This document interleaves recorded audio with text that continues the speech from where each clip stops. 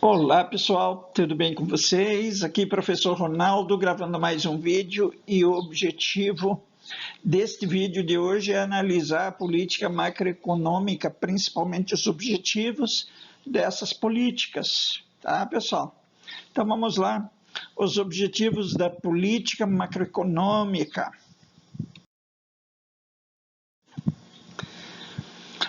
A macroeconomia, ela estuda a economia como um todo, ela vai estudar a renda nacional, o produto nacional, o nível geral de preços, o nível de emprego e desemprego, o estoque de moeda, as taxas de juro, balanço de pagamento e as taxas de câmbio também. Tá? Então, ela estuda, a macroeconomia estuda toda a economia como um todo, enquanto a microeconomia estuda a teoria da formação de preços. Então, a microeconomia estuda a formação de preços. Beleza, pessoal? Então, vamos ao terceiro slide. Os objetivos da política macroeconômica. Então, quais são esses objetivos? O objetivo macroeconômico de um governo, por exemplo, é obter um alto nível de emprego, uma distribuição equitativa de renda, conseguir estabilidade de preços, crescimento econômico e compreender alguns dilemas econômicos que surgem.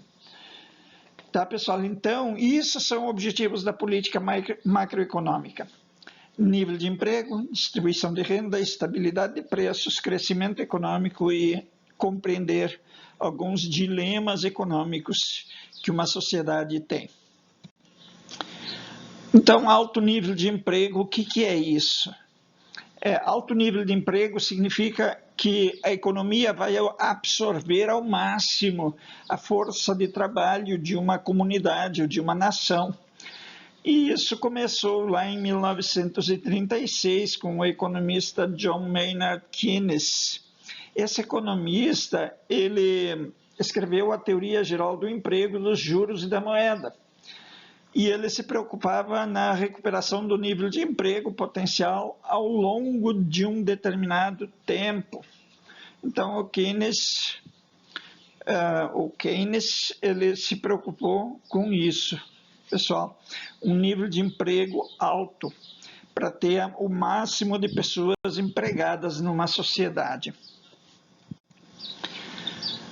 E as variáveis que, então, passam a afetar a economia nos anos mais recentes são os sindicatos, o surgimento dos grupos econômicos, o mercado de capitais e o comércio internacional. Antes das grandes navegações, cada país vivia dentro da sua bolha. Depois surgem as grandes navegações, depois surgem as telecomunicações e a economia muda de cenário porque o comércio passa a se tornar internacionalizado. E daí o mercado de capitais também. Hoje você pode ser sócio de uma empresa sem precisar abrir uma empresa. Então você pode comprar uma parcela de uma empresa, mesmo não querendo arriscar. Então, a pessoa que tem um determinado dinheiro, uma quantidade de capital, pode comprar uma pequena parcela daquela empresa e se tornar sócio dessa empresa e talvez receber dividendos ou contar com a valorização dessas parcelas que a gente chama de ações. Bacana, gente? Então, vamos ao sexto slide. O governo deve cuidar de política monetária, de fornecimento de bens públicos e de regulação de mercado.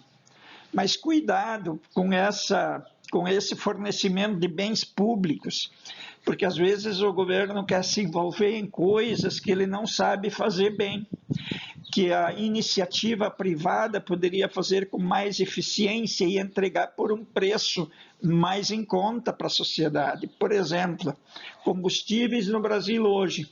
Se os combustíveis não estivessem na mão de um monopólio, provavelmente a gasolina, o óleo diesel e outros combustíveis fósseis no Brasil seriam muito mais baratos.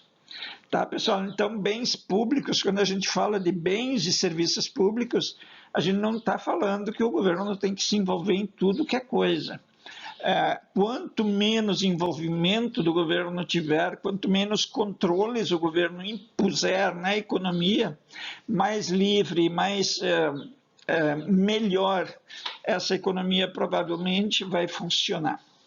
Tá, pessoal? Então, essa regulação do mercado também tem que ser feita de uma forma cuidadosa. E a política monetária também. O governo precisa sempre ficar atento às suas políticas monetárias para não incorrer em erros. Por exemplo, quando tem circulação excessiva de meios de pagamento, ou seja, quando tem muito dinheiro circulando, provavelmente nós vamos ter uma inflação, principalmente se o produto interno bruto daquele país ou daquela sociedade não acompanhar a quantidade de dinheiro circulando. Tá, pessoal? Então, essas questões são extremamente importantes e a gente precisa ficar atento a essas questões. Os bens públicos. Então, o que o governo tem que se preocupar principalmente? Com a justiça e com a defesa. Então, esses são bens públicos que o governo não pode prescindir, ele não pode abrir mão de oferecer esses bens. Justiça.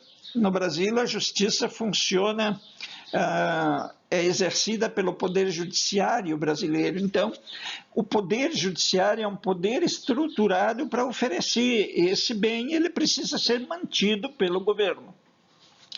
E a defesa?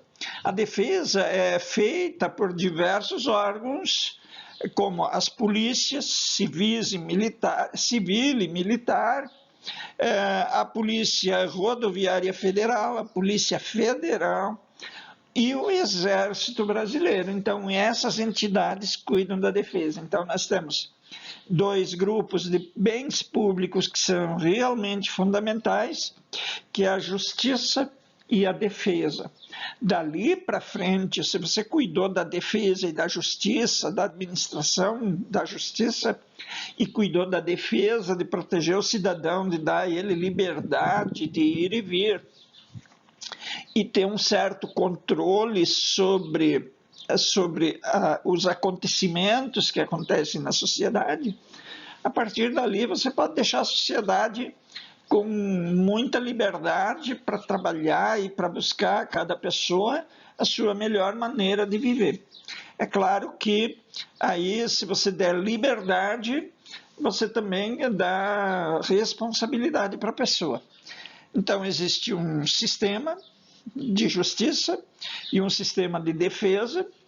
Então, o sistema de defesa garante a liberdade de ir e vir, e a justiça, então, cuida para que todos exerçam essa liberdade de forma a não tirar do outro também a sua liberdade. Então, cada um é livre para agir de modo que não prejudique a outra pessoa.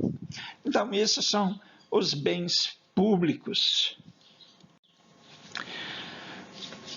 Uma preocupação do governo é a distribuição de renda, distribuição equitativa de renda. Então, de 1930 até 1980, a economia brasileira cresceu muito, mas ela cresceu muito com bases, com diferentes realidades, com diferenças regionais muito significativas e uma desigualdade entre grupos econômicos. Então, isso também é uma realidade que a gente vive no Brasil.